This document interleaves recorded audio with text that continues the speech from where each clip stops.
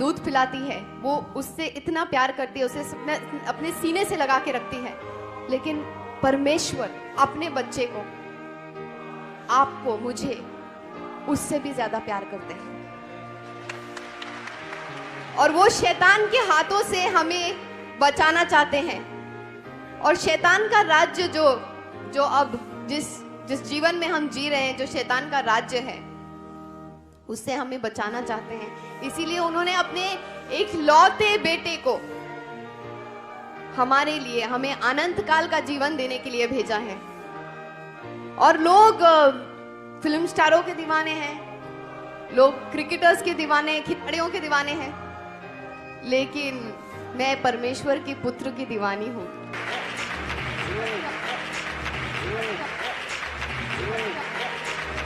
जो लोग मुझे नहीं जानते, मेरा नाम नगमा है और मैं बंबई में पली बड़ी जन्मी हूँ। मेरी मम्मी मुस्लिम है, मेरे पिताजी हिंदू हैं और मैं क्रिसमस पर पैदा हुई। तो मैं सब कुछ मैं मानती हूँ, लेकिन कि मैं क्रिसमस के दिन पे पैदा हुई तो मुझे हमेशा ये लगता था कि मैं स्पेशल हूँ और मैं यीशु को बहुत प्रिय हूँ।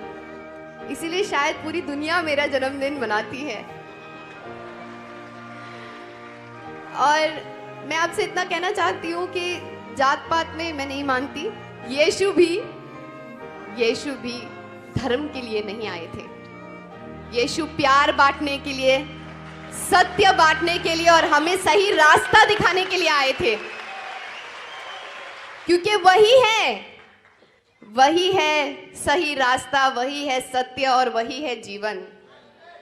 और उसी के द्वारा हमें अनंत जीवन प्राप्त है।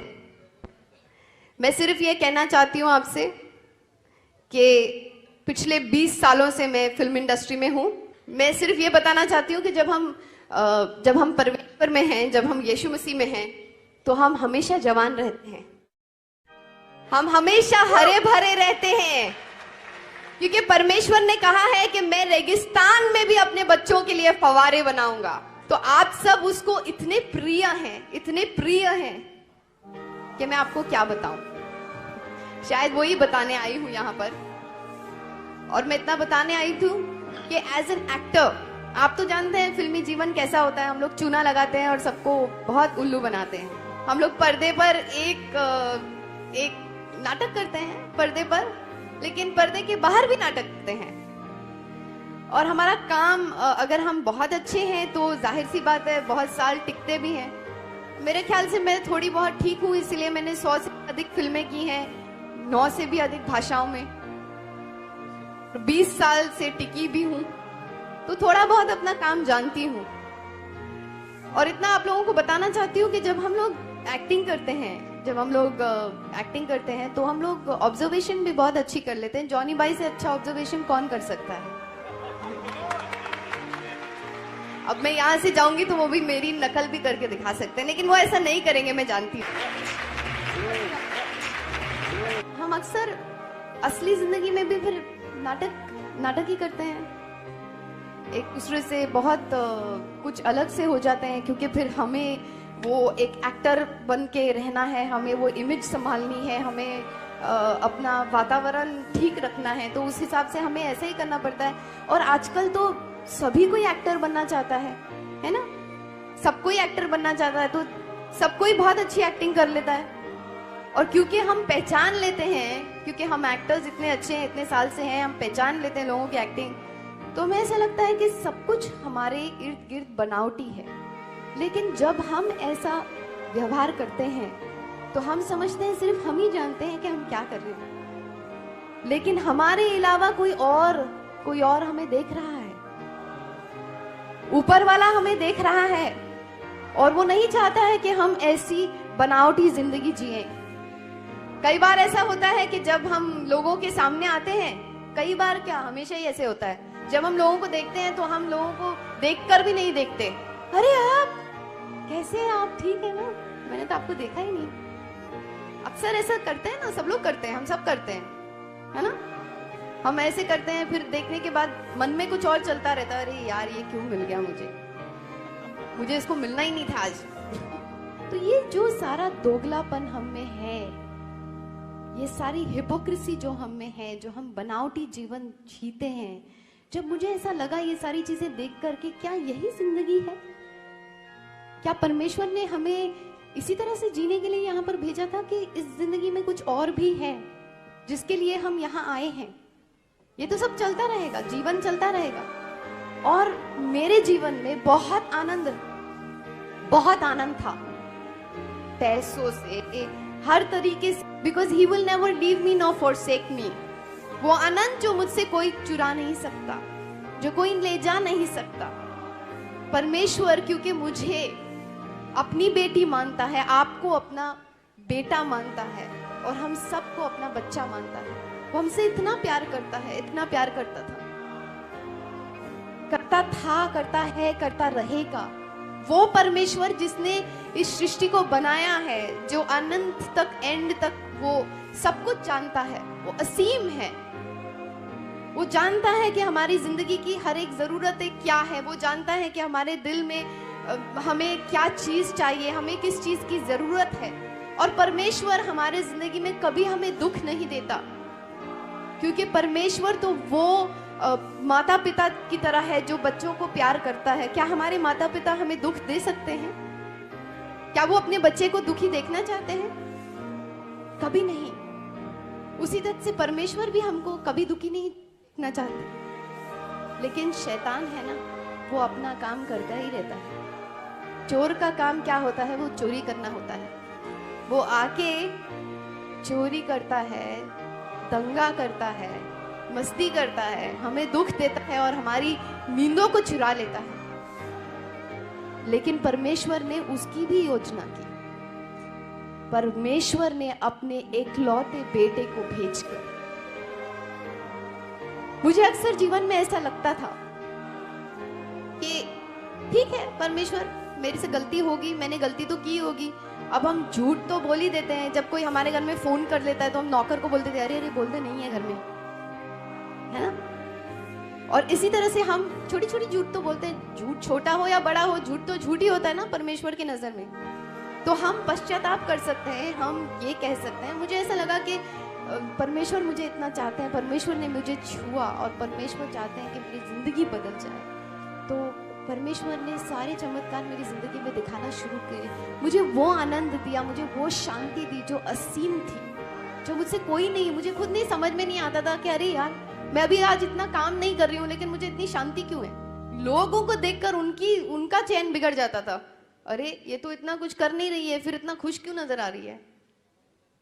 क्योंकि मेरे अंदर परमेश्वर की खुशी है। और आज मैं खुशी मनुष्य में नहीं लेकिन परमेश्वर में रखती हूँ। जब आप अपना पूरा यकीन और अपना पूरा आश्वासन परमेश्वर पे रखते हैं और मानव पे नहीं, या कोई राजा पे नहीं, कोई दूसरे राजा पर नहीं, बल्कि राजाओं के राजा पर, यीशु मसीह पर अपना यकीन रखते हैं, तो आपका वो यकीन आपसे कोई नहीं ले सकता, कोई नहीं छीन सकता। मैं सिर्फ ये बताने आई हूं आपको कि उसके द्वारा और उसके सिवा हमारे पास कोई रास्ता नहीं है। क्योंकि जब मैं अपने आप को पूछने लगी कि मेरी जिंदगी तो बहुत अच्छी चल रही है लेकिन फिर भी इस जिंदगी में मुझे बहुत बड़ी कमी महसूस हो रही, और वो कमी है क्या? वो कमी ऐसी कि कभी मैं किसी अपनी खुशी को अगर किसी चीज में रखूं, फिर शैतान आके उस चीज को छुड़ा लेता है, मुझसे ले जाता है। पर क्यों ना ऐसा करूं कि मैं शैतान पर पराजय पाऊं, लेकिन वो अपने आप से नहीं हो सकता, क्योंकि वो सामर्थ्य तो हमें सिर्फ परमेश्वर ही दे सकता है और अपनी पवित्र आत्मा द्वारा। इसीलिए जब हम में वो पवित्र आत्मा होती है तो हम उससे ज्यादा ताकतवर होते हैं जो बाहर है, जो इस दुनिया में है, जो हमारे इर्द गिर्द है। बुराई, डाका, खराबा, या हमारा आनंद लूटना, या हमारी बीमारियां, या हमारी मुसीबतें, उन सब से ज्यादा हम शक्तिशाली होकर हम पे उसका असर होगा। जरूर होगा, लेकिन हम फिर भी उस पर विजय पाएंगे, क्योंकि हम में जो है वो जो दुनिया में बाहर है उससे कई ज्यादा ताकतवर है। और मैं इतना कहना चाहूंगी कि आज मैं प्रार्थना करती हूं, मुझे महसूस हो रहा है कि पवित्र आत्मा इस सभा में उपस्थित है, यहां पर हमारे बीच में। और मैं आज ये प्रार्थना करती हूं कि मेरे भाई बहन जो भी यहां पर आए हैं, उनकी जो भी जरूरत हो, इस सभा द्वारा जो कोई भी यहां पर सभा में बात करेगा, कहेगा, क्योंकि प्रभु के वचन बोल रहा है और प्रभु के वचन द्वारा सिर्फ आपको शिफा मिल सकती है। और पुराने करार में भी ऐसा था कि अगर जब मैं अपने आप को सवाल पूछती थी कि हाँ ठीक है, मेरा कल तो बहुत अच्छा होगा, क्योंकि अब मुझे भव सागर मिल गया है, अब मुझे वो असीम विद्या मिल गई है जिससे मैं दुनिया के युद्ध में अपनी जंग लड़कर विजय पा सकती हूं, और वो है ये पवित्र वचन। लेकिन फिर मेरे पिछला क्या? अगला तो सब ठीक है, पिछले का क्या? पिछला कैसे ठीक हो सकता है? तब प्रभु ने मुझे जवाब दिया कि वो तो सिर्फ मेरा बेटा ही ठीक कर सकता है, क्योंकि उसे मैंने एक योजना देकर इस दुनिया में भेजा था। और वो योजना ये थी कि वो हमारे पापों को अपने सर पर लेके क्रूज पर अपनी बलि देगा और अपने खून से हमको धोएगा, क्योंकि हम पापी हैं और हम पिता परमेश्वर के सामने उस पाप को लेकर नहीं जा सकते जब तक कि हमें उस लहू से धोया नहीं जाएगा। और वही है रास्ता, ये पिता ने कहा है। तो मैं आपसे विनती करती हूँ, इल्तिजा करती हूँ और ये दावा भी करती हूँ कि जिस तरह यीशु मसीह ने मेरे जीवन में आकर मेरे जीवन को छूकर कुछ अलग कर दिया है, अभी ऐसा एक शांति मेरे दिल में, दिमाग में ऐसी छा गई है जो मुझसे कोई नहीं छीनता है सकता है, क्योंकि वो राजाओं का राजा और शांति का राजा है। वो जो हमें शांति दे सकता है। ये सारी चीजें तो बहुत छोटी सी अभी नजर आती हैं। ये शैतान भी आएगा तो बोलेगा चल भाग यहां से, यीशु मसीह के नाम पे रिब्यूक क्यों? किसी को भी हम अपनी दुख को, पीड़ा को, शैतानियत को, कोई भी बुरी आत्मा को, किसी भी चीज को हम अपनी जीवन से यीशु के नाम उसे भस्म कर सकते हैं, उसे खत्म कर सकते हैं और उस पे विजय पा सकते हैं। और हमें सिर्फ ये देखना है कि बस हमें अपनी नजरें सिर्फ उस पे, परम पिता परमेश्वर पे टिकाए रखनी है। और जब हम यीशु को हमारे जिंदगी में स्वीकार करते हैं, उस पे यकीन करते हैं और उसका नाम लेते हैं और कहते हैं कि हमारे मन में आ जाओ और हमें मदद करो, हमारी मदद करो, क्योंकि वो क्रूज पर हमारे लिए एक उद्देश्य के साथ उन्होंने हमसे मंगनी की है। अब शादी बाकी है और उस शादी की तैयारियां अब शुरू हो चुकी है। और वो शादी की तैयारियां, मुझे तो ऐसा लगता है कि जैसे वो औरत जिसके सिक्के घूम गए थे, जब उसके सिक्के घूम गए थे तो वो दीवानों की तरह उस सिक्कों को ढूंढ रही थी। क्योंकि पुराने समय में जब अपना प्रेमी अपनी प्रेमिका से मिलने आया करता था, तो या अपना शादी का न्योता उसको देना चाहता था, तो वो सिक्कों का हार देता था उसे, और वो उसका हार टूट गया और वो दीवानी हो गई, क्योंकि वो प्रेमी कभी भी आ सकता है चोरों की तरह, वो कभी भी आ सकता है उसे लेने के लिए, और अगर उसका हार उसने जल्दी से नहीं पिरोया तो उसे छोड़ के चला जाएगा। तो इसीलिए उसने तुरंत अपना हार, अपने सिक्कों को ढूंढा, अपने हार को पिरोया और अपने दोस्तों के साथ वो जलसा मनाने लगी, क्योंकि उसको अब पता था कि अब जब उसका प्रेमी आएगा तो उसे ले जाएगा। उसी तरह से यीशु चाहते हैं, प्रभु पिता परमेश्वर ने यीशु को हमारे लिए भेजा है। उन्होंने हमें, इस पूरी कलीसिया को, हम सबको उसकी दुल्हन बनाया है और वो हमें लेने आ रहा है। लेकिन क्या हम तैयार हैं? क्या हम अपने दूल्हे राजा के साथ जाने के लिए तैयार हैं? क्या हमने अपने जेवर पहने हैं?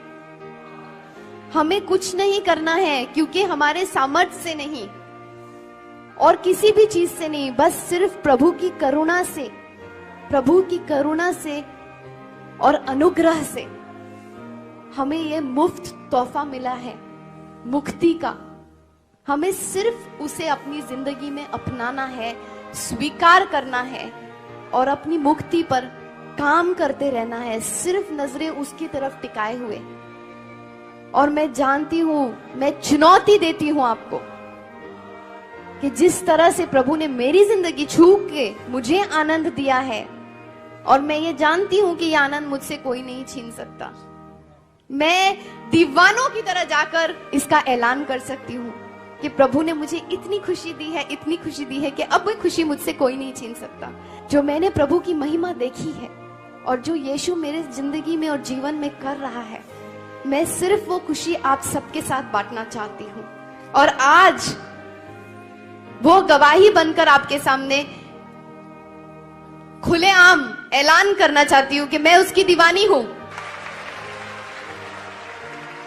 और आओ, आकर मेरे दीवाने को चखो और देखो, आप कभी मायूस नहीं होंगे, क्योंकि मैं भी अपनी जिंदगी अपने तरीके से जीती थी।